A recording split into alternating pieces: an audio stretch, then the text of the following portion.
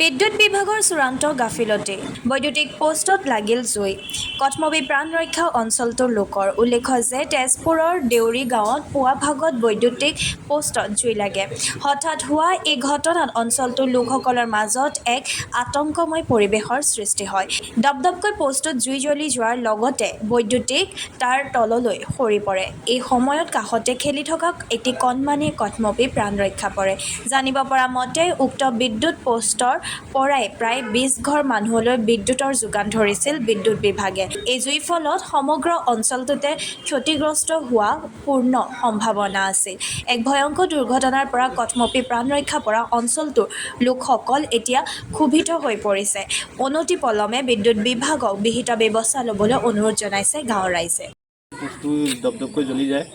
এইটো পোষ্ট পাই মানে আমাৰ আপোনাৰ ২০ ঘৰ ২৫ ঘৰ মানুহলৈ বিজুলী গৈছে এইটো আপোনাৰ বিদ্যুৎ বিভাগৰ গাফিলতিৰ কাৰণে হৈছে আৰু এইটো আমাৰ আজি যদি এনেকৈ জ্বলি যায় আমাৰ ঘৰখন গোটেইখন জ্বলি গ'ল হয় আৰু মানুহ মৰিলে হয় এইটো বিদ্যুৎ বিভাগক আমি অনুৰোধ জনাইছোঁ যাতে আমাক এইটো সোনকালে ঠিক কৰি দিয়ে আৰু আগলৈ যাতে এনেকুৱা নহয় সেইটোৱে আজি আমাৰ ইয়াৰ লাইটৰ এয়া অৱস্থা হৈছে দেখিছেনে এই বিদ্যুৎ বিভাগৰ কাৰণে হৈছে তেওঁলোকে এটা পোষ্টতে ২১-২২ ঘৰ মানুহক লাইন দিছে তেওঁলোকে কিয় আজিলৈকে কোনো ঠিক কৰিব পৰা নাই আজি জ্বলি গোটেই এৰিও গৈছে আজি এইটো ল'ৰা মোৰ নাতি পোৱালি এইটো ওচৰতে খেলি আছিলে এইটো নাৰ্ভাছ হৈ গৈছে আৰু তাৰ উপৰি আমাৰ ভিতৰত কি হৈছে আমিতো এতিয়াও গম নাপাওঁ আমি দুখীয়া মানুহ আমাৰতো গোটেই জ্বলি কৰি গ'লে আমি ক'ৰ পৰা ফিটিং কৰি ল'ম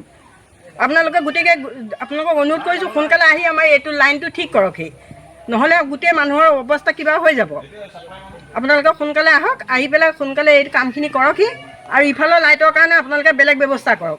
আমাৰ এইখিনিতে যিকেইঘৰ মানুহ আছে এইকেইঘৰৰ কাৰণে এইটো খুটাই কম হ'ব